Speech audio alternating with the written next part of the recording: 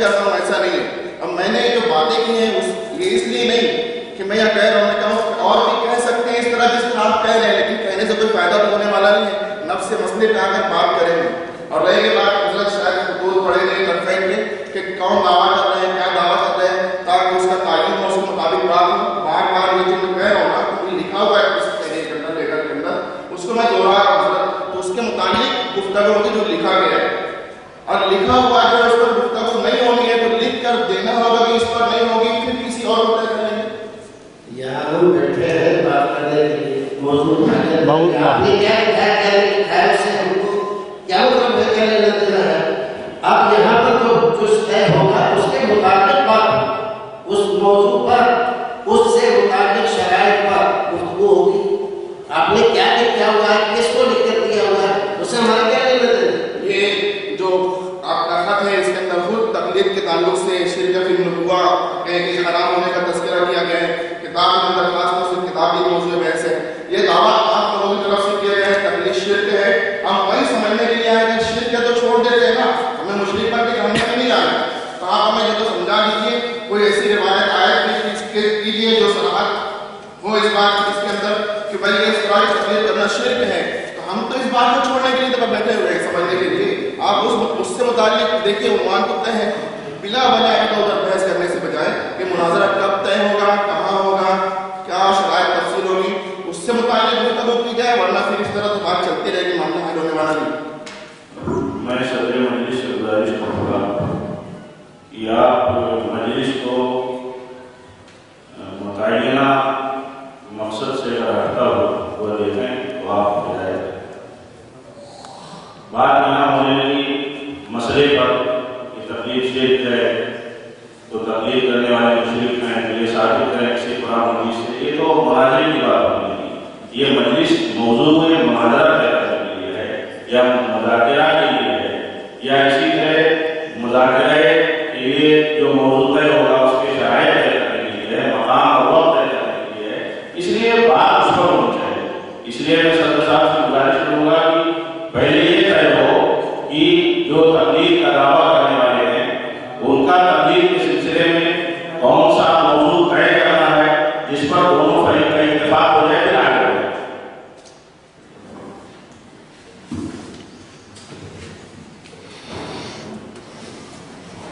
ابھی جو مضمون جاری ہے اس سے بحث بڑھ رہی ہے، لہٰذا میں اس بات پر آپ کی توجہ مبذول کرانا چاہوں گا کہ جو عنوان ہے وہ آپ پسند کریں، اس کے بعد اسی کے مطابق آگے چلیں.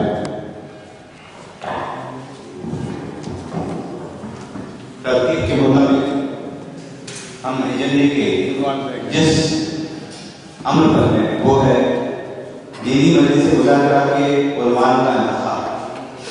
اور اس سے پہلے جس طرح سے علماء کی طرف سے یہ پیشکش کی گئی تھی کہ آپ کس کی نمائندگی کر رہے ہیں، یہاں سے وضاحت ہو گئی ہے کہ اہل حدیث کی نمائندگی کر رہے ہیں. اسی طرح سے آپ کی طرف سے بھی وضاحت ہو چکی ہے. جی اگر آپ اس بات میں کچھ کہنا چاہتے ہیں مدد کرتے ہیں تاکہ ہم اس کو آگے ادھر سے تو وضاحت ہو گئی. اب میں کچھ عنوان کے تعلق سے کہہ دوں. عنوان کے تعلق سے آپ کی طرف سے اپنی بات آپ کر دی جا رہی ہے. یہ جو جس لیے ہے جمع ہوئے ہیں اس کی وضاحت کر دوں اگر آپ اجازت دیں تو. خطوط کی تاریخ میں بتاتا ہوں 22/13/14 کی تاریخ ہے. اس میں یہ جماعت المسلمین محسدہ ضلع رائے گڑھ کی طرف سے بھیجا ہوا خط ہے.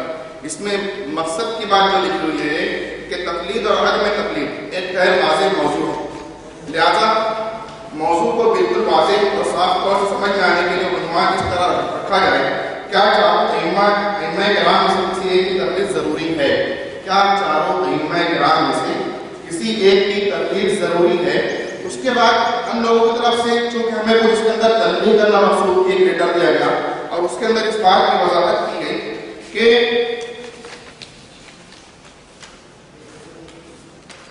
میں سنا دیتا ہوں. مناظرے کے لیے اس موضوع کا انتخاب کرنا اس بات کا کماز ہے کہ آپ حضرات اجتہادی مسائل سے ناواقف شخص کے لیے اجتہادی مسائل میں مجتہد کی तकलीद को जायज़ वाजिब समझते हैं, लेकिन चारों अइम्मा में से किसी एक की तकलीद के मुमकिन है। अगर ऐसा ही है तो इसकी वजाहत कर दी जाए। अगर ऐसा ही है तो इसकी वजाहत कर दी जाए। अगर ऐसा है कि आप लोग मानते हैं तकलीद अइम्मा शिर्क नहीं है बल्कि ज़रूरी है, उसके बाद चारों में से किसी एक की तखसीस को उन्वान पे बात करनी, तब तो बात और मौजूद होगा। लेकिन फी नफ्स तकलीद ही शिर्क माना जा रहा है, तो पहले तो गुफ्तगू उस पर होना चाहिए। तो अगर ऐसा है तो हम लोग चाहते हैं कि बजाय इस तरह के मतलब बात कहकर चलिए गुजर जाए, बात बोलकर गुजर जाया जाए, मैं चाहता हूँ कि इस बात पे आप लोग हमें कुछ लिख कर भी दे दें, ताकि आइंदा ये मजलिस उम्मत में जो तो खैर का बाइस बने, और आइंदा जो तकलीफ को शिर्क कहने वाले अहबाब है अपने आप से अपने कौल से रुजू करें और उम्मत के अंदर ये मजलिस इत्तेहाद का जरिया बने। हम चाहते हैं अगर फी नफ्स तकलीद अइम्मा शिर्क नहीं है तो आप हमें अपने तौर से माशाअल्लाह पूरे हिंदुस्तान में बैठे की निगरानी में अगर तहरीर दी जाती है, तो जो आवाज़ ऐसी है जो अहले हदीस कहवाती है और इस तरह के मसाइल छेड़ती है, मुतलकन तकलीद और शिर्क कहती नजर आती है, तो अपने कौल से रुजू करें। उसके बाद आइंदा जो उन्वान आप लोगों ने दिया उसमें गौर किया जाएगा, उसमें अपने मौक़िफ़ को वज़ाहत की जाएगी।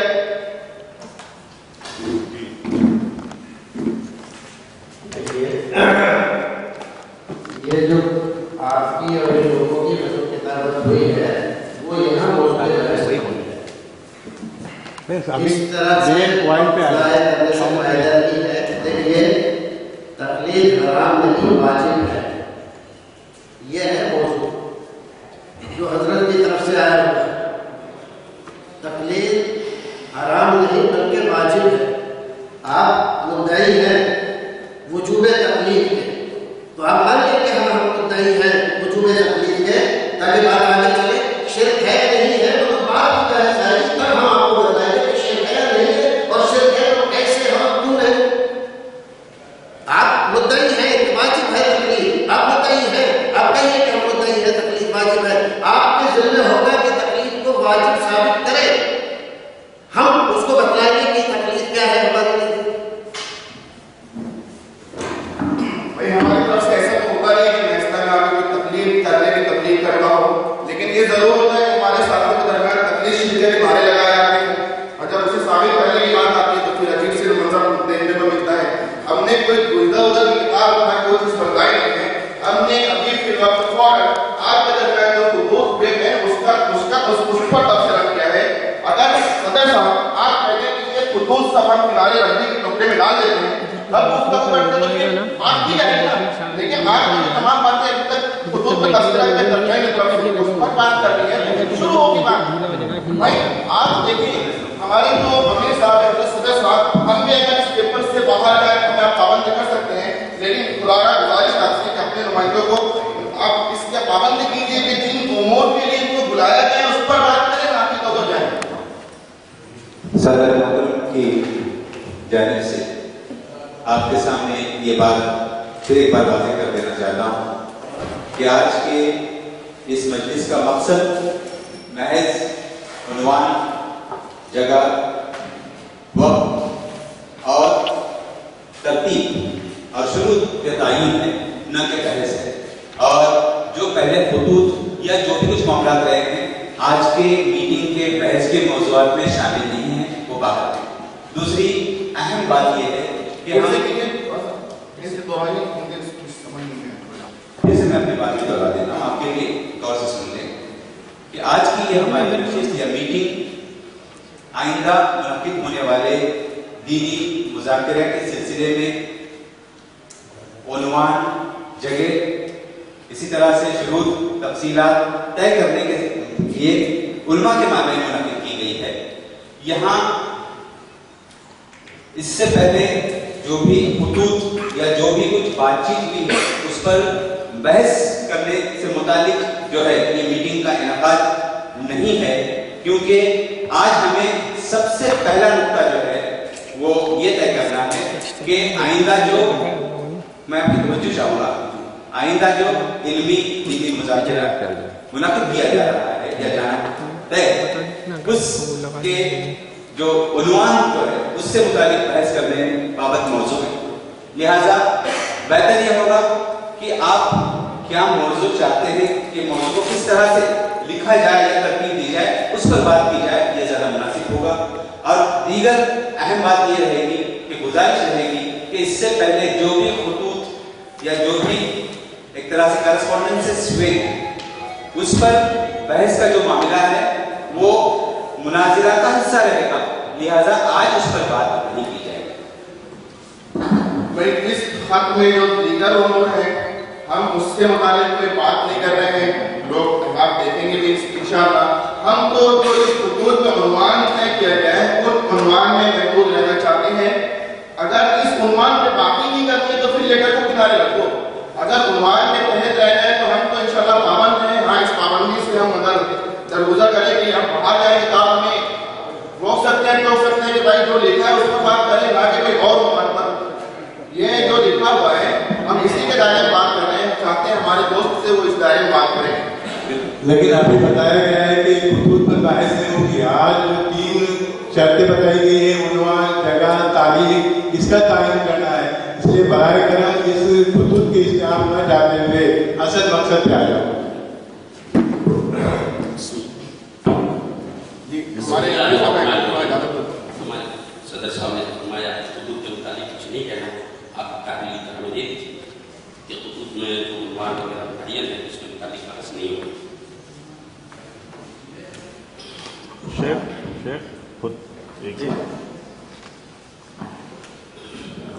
خطوط کی تفصیلات بہت واضح ہیں دونوں طرف سے۔